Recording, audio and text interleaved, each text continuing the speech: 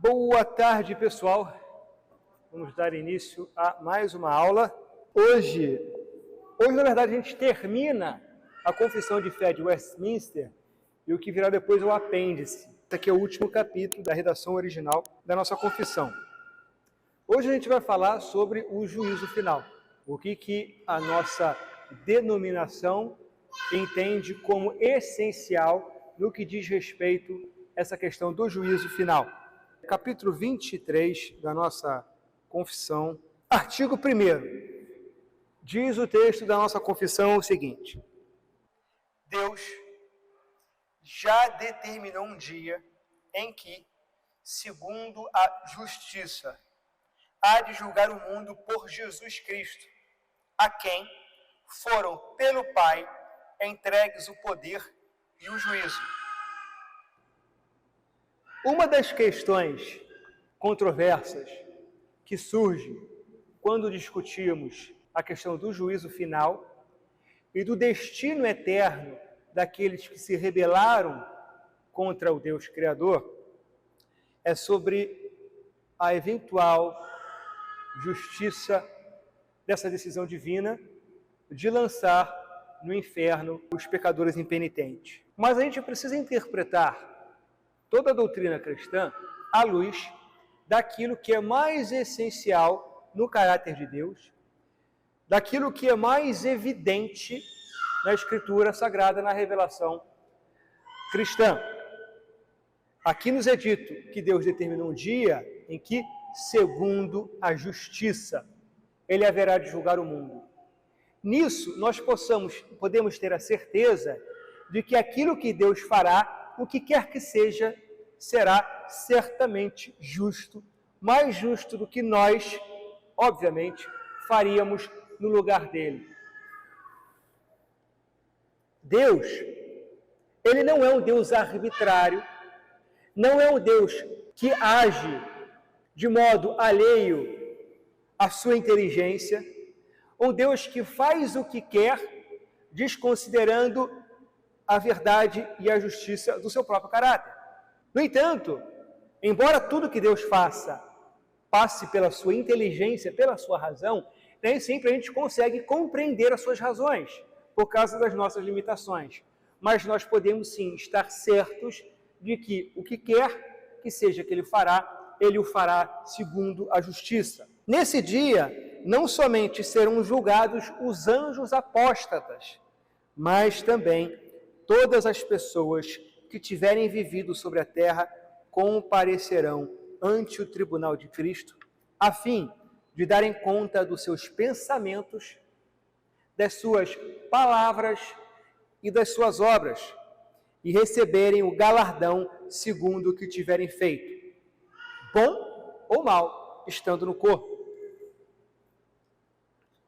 2 Coríntios 5,10 diz o seguinte: pois todos nós devemos comparecer perante o tribunal de Cristo, todos nós, para que cada um receba de acordo com as obras praticadas por meio do corpo, quer sejam obras boas, quer sejam obras más.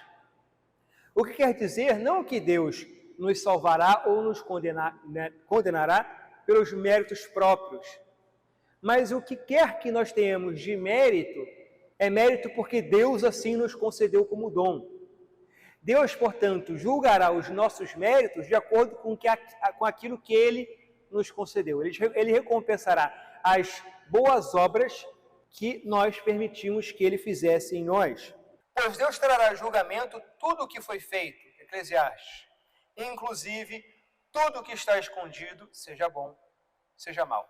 Esse último capítulo da confissão é uma reflexão ampliada sobre a promessa que Paulo havia feito às pessoas de Atenas quando confrontou os habitantes daquela cidade, dizendo que Deus estabeleceu um dia em que há de julgar o mundo com justiça por meio do varão que destinou. Esse varão é Jesus Cristo. Atos 17, 31. Um dia, conforme o texto de Eclesiastes, em que tudo será revelado, tudo aquilo que estiver oculto será revelado. Nisso, a gente pode ter um conforto e um temor. Um temor porque nada do que fizermos às ocultas está oculto a Deus. Nós podemos enganar o nosso pastor, o nosso cônjuge, a polícia. A gente pode passar incólume por diversos erros e pecados que cometemos nesta vida. Mas Deus trará justa paga de tudo aquilo que fizermos. E há um conforto nisso também, porque nós podemos ter a certeza de que o que quer que os homens maus conspirem em oculto contra a verdade, contra a justiça, Deus também trará a julgamento. Isso é interessante para nós, porque relativiza a importância das coisas terrenas. Porque muitas vezes nós, cristãos, ficamos por demais indignados perante uma injustiça, perante o cinismo, perante a manipulação que os poderosos que comandam o nosso Estado, o nosso país, o mundo, fazem contra a justiça. E é verdade que, como cristãos, nós devemos amar a justiça e buscar a justiça e clamar por justiça. Mas sem perder de vista que, ainda que nós não consigamos levar a juízo os homens maus, Deus o trará. Então, se a gente precisa fazer o que for necessário para buscarmos a justiça neste mundo, a gente pode descansar na certeza de que a vitória final será do Deus justo. E também o texto fala do julgamento de anjos e dos seres humanos também. O julgamento dos anjos é descrito no Novo Testamento como uma advertência e também como um encorajamento. A advertência porque o texto de 2 Pedro vai dizer: irmãos, Deus não poupou nem os anjos. Não há quem faça o mal que será poupado por Deus. E nisso a gente pode descansar. Mas também nos adverte, porque se nós estivermos entre aqueles que fazem o mal, Deus nos levará a julgamento. 2 Pedro 2, vamos abrir lá? Eu vou ler o capítulo inteiro e vou comentando. No passado, surgiram falsos profetas no meio do povo, como também surgirão entre vocês falsos mestres. Estes introduzirão secretamente heresias destruidoras, chegando a negar o soberano que os resgatou, trazendo sobre si mesmos repentina destruição. Aqui ele nos adverte que nós teremos que enfrentar falsos profetas que introduzirão secretamente heresias destruidoras. E uma advertência também, porque a maior parte das mais perniciosas heresias e desvios não são explícitos. Como eu falei aqui na última vez que eu falei para os jovens na sexta-feira, os lobos geralmente vêm em pele de ovelha. Eles não vêm explícitos. Uma das marcas dos falsos profetas é justamente a ambiguidade. Eles nunca deixam claro as heresias que propõem, sempre deixam nas entrelinhas. Por isso a gente precisa tomar muito cuidado com aqueles homens de linguagem dúbia, de linguagem ambígua e traiçoeira. Muitos seguirão os caminhos vergonhosos desses homens e por causa deles será difamado o caminho da verdade. Em sua cobiça, tais mestres os explorarão com histórias que inventaram. Há muito tempo a sua condenação paira sobre eles e a sua destruição não tarda. E aqui começa: pois Deus não poupou os anjos que pecaram, mas os lançou no inferno, prendendo-os em abismos tenebrosos, a fim de serem reservados para o juízo. Não só os anjos, mas ele também não poupou o mundo antigo, quando trouxe o dilúvio sobre aquele povo ímpio, mas preservou Noé, pregador da justiça, e mais 7 pessoas. Também condenou as cidades de Sodoma e Gomorra, reduzindo-as a cinzas, tornando-as exemplo do que acontecerá aos ímpios, mas livrou Ló, homem justo, que se afligia com o procedimento libertino dos que não tinham princípios morais, pois vivendo entre eles todos os dias, aquele justo se atormentava em sua alma justa por causa das maldades que via e ouvia. Vemos, portanto, que o Senhor sabe livrar os piedosos da provação e manter em castigo os ímpios para o dia do juízo, especialmente os que seguem os desejos impuros da carne e desprezam a autoridade. Então veja aqui, ele se refere ao juízo dos anjos, se refere ao juízo de Sodoma, se refere ao dilúvio do mundo antigo, mas deixa claro, se por um lado ele condena o mal, ele sempre preserva o justo.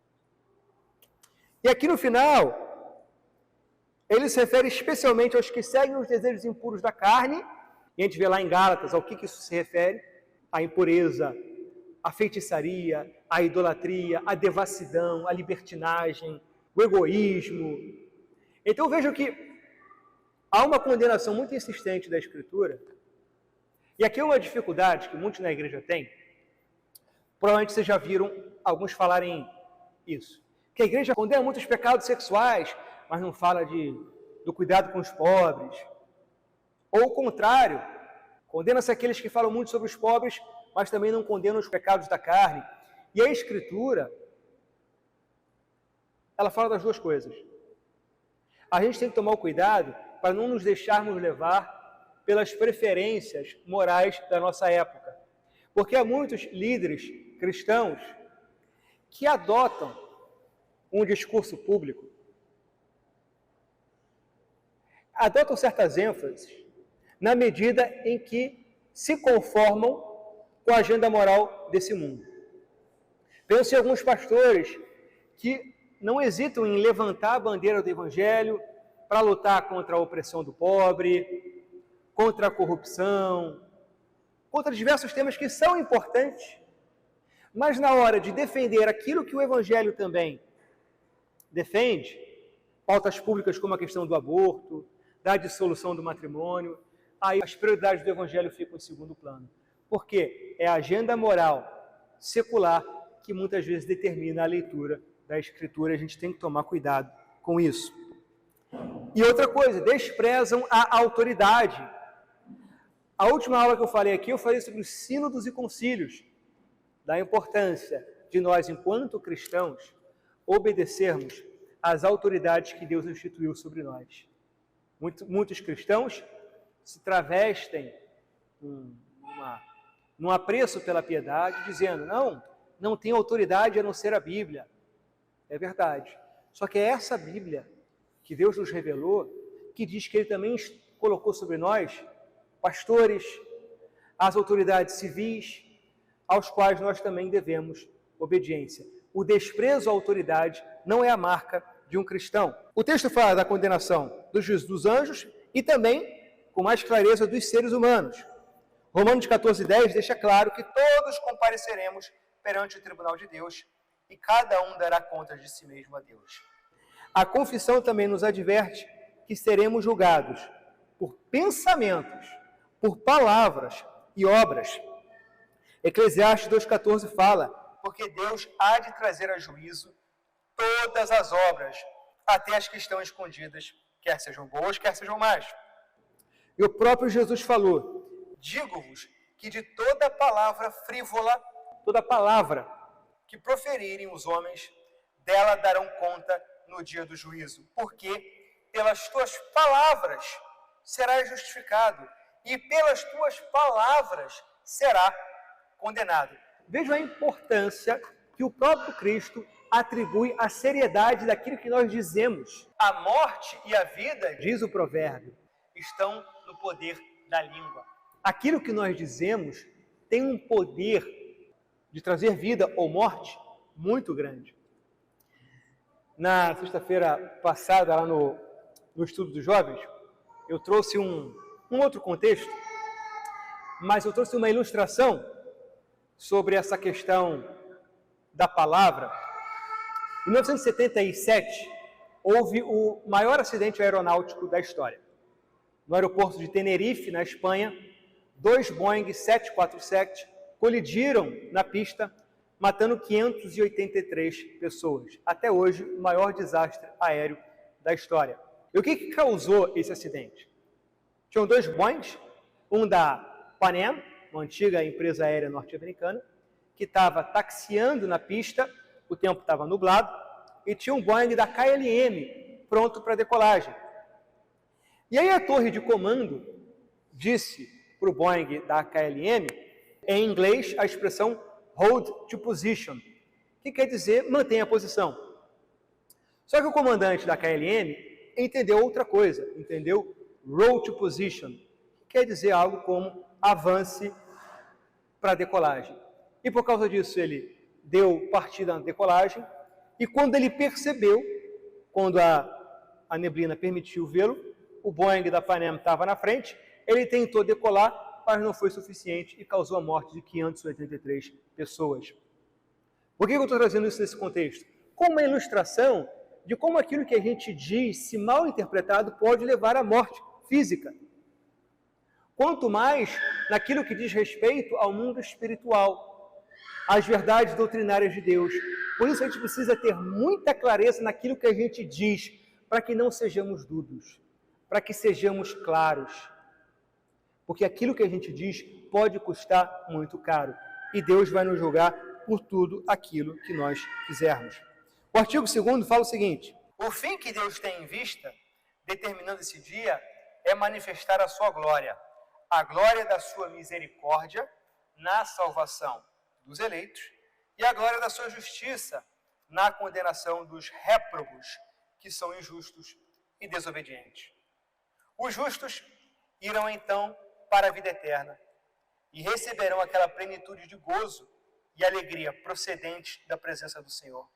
Mas os ímpios, que não conhecem a Deus, nem obedecem ao Evangelho de Jesus Cristo, serão lançados nos eternos tormentos e punidos com a destruição eterna proveniente da presença do Senhor e da glória do seu poder. Aqui a gente vê que a finalidade de tudo isso não é o homem, mas é a glória de Deus. A finalidade é a clara manifestação da glória de Deus. No dia do juízo, todos veremos face a face. Não haverá quem possa negar aquilo que vai gritar diante dos nossos olhos, que é a verdade e a glória do nosso Salvador. Todos nós seremos obrigados a nos prostrar diante da presença de Deus. O inferno, irmãos, para muitos é uma doutrina que causa alguma estranheza, mas na verdade é uma necessidade que a justiça impõe.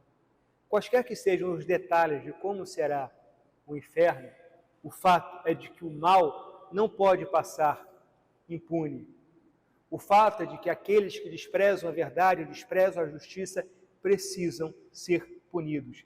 E é isso que o inferno representa. Uma expressão da justiça de Deus e, no outro sentido também, uma expressão do amor divino. Tem aquele ditado famoso que quem poupa o lobo sacrifica a ovelha. O amor e o bem impõem a necessidade de nós punirmos o mal. Porque se não o fizermos, o mal prejudicará as ovelhas. Isso serve como uma exortação para nós também, que muitas vezes confundimos misericórdia com leniência, mas nós não podemos ser lenientes na punição do mal, em qualquer contexto que seja. Porque muitas vezes, inclusive, por exemplo, na criação de um filho, deixar de punir um mal traz mal, inclusive para aquela pessoa que comete o erro. Se você não exorta o seu filho, ou um amigo, ou uma ovelha, aquela pessoa continuará no erro e poderá trazer prejuízos futuros muito maiores, inclusive prejuízos eternos. Portanto, o amor impõe a necessidade da justiça. O artigo 3 fala: assim como Cristo, para afastar os homens do pecado e para a maior consolação dos justos nas suas adversidades, quer que estejamos firmemente convencidos de que haverá um dia de juízo, assim também quer quer que esse dia não seja conhecido dos homens, a fim de que eles se despojem de toda confiança carnal, sejam sempre vigilantes, não sabendo a hora que virá o Senhor, e estejam prontos para dizer: vem logo, Senhor Jesus. Amém. Percebam que o foco desse último capítulo da confissão não é nos aspectos cosmológicos da escatologia, não é nas discussões sobre como se dará ou como não se dará o fim dos tempos, mas é naquilo que é de essencial na escatologia, que é no foco pessoal. Em vez de especular sobre os meandros da escatologia, a confissão coloca uma nota de persuasão e de advertência. Por dois motivos diferentes, o Senhor Jesus Cristo quer que nós estejamos absolutamente convencidos de que haverá um dia do juízo. Não deve haver nenhuma tentativa de fugir desse fato, porque não pode haver nenhuma tentativa bem-sucedida de escapar desse dia.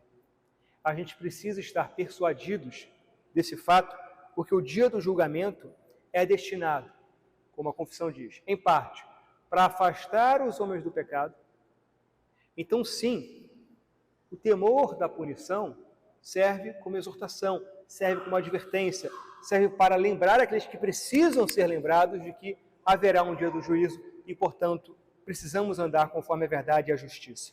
Portanto, a nossa preocupação deve ser com que tipo de pessoa nós seremos naquele dia. Que tipo de pessoa nós apresentaremos a Cristo no dia do juízo final. No entanto, esse dia também serve de consolo, porque nos assegura de que a justiça por fim reinará e todo o mal terá a devida paga. É claro que, enquanto cristãos, a gente precisa orar pela conversão dos nossos inimigos, mas também é justo que Deus puna com todo o rigor que a justiça exige aqueles que promovem o mal. 2 Tessalonicenses, capítulo 1, diz: é justo para com Deus que ele dê em paga tribulação aos que vos atribulam, e a vós outros, que sois atribulados, alívio juntamente conosco, quando do céu se manifestar o Senhor Jesus com os anjos do seu poder. Ou seja, é justo que Deus puna aqueles que promovem o mal, aqueles que prejudicam a sua igreja, e para aqueles que são atribulados, Deus trará alívio. Agora, se Deus estabeleceu um dia com esse objetivo, também não lhe aprouve revelar que dia exatamente será esse, a fim de não confiarmos na carne, mas mantermos a constante vigilância para que qualquer que seja o dia em que isso acontecer, nós estejamos prontos. Então, um dos propósitos principais é nos ajudar, despojar do falso sentimento de segurança humana e da negligência na qual nós, seres humanos frágeis e fracos, facilmente nos apoiamos. Aqui eu lembro de uma citação de C.S. Lewis, que fala da importância de nós termos a mente focada no mundo vindouro. Porque muitos acusam o cristianismo de ser uma espécie de ópio do povo ou de ilusão, fazendo com que os cristãos deixem de pensar em mudar este mundo por estarem preocupados demasiadamente com o mundo vindouro. Diz C.S. Lewis: os cristãos que mais trabalharam por este mundo eram justamente os cristãos que mais tinham a sua mente no mundo vindouro. Os apóstolos que desencadearam a conversão do Império Romano, os homens que ergueram a Idade Média, os protestantes abolicionistas que acabaram com a escravidão no século XVIII, todos deixaram sua marca sobre a terra precisamente porque suas mentes estavam ocupadas com o paraíso. Foi quando os cristãos deixaram de pensar no outro mundo que se tornaram tão incompetentes neste mundo aqui. Se você aspirar ao céu, ganhará a terra de lambuja. Se aspirar à terra, perderá ambos. Então, irmãos, esse trecho da confissão, ele enfatiza 7 pontos que Deus apontou um dia geral do juízo, que Cristo virá como juiz, que os anjos e homens aparecerão diante dele, ninguém escapará, que eles serão julgados por cada pensamento, por cada palavra e por cada ação, que o propósito de Deus ao designar esse dia é a manifestação da sua gloriosa justiça e graça, que o justo e o iníquo receberão a sua recompensa eterna e que o grande dia não pode ser previsto ou conhecido até que ele seja revelado. Que esse trecho sirva ao propósito de nos persuadir e nos exortar e nos mantermos na verdade e na justiça, e que também nos console com a certeza de que qualquer que seja o destino do nosso país, deste mundo, fará justiça o juiz de toda a terra. Amém?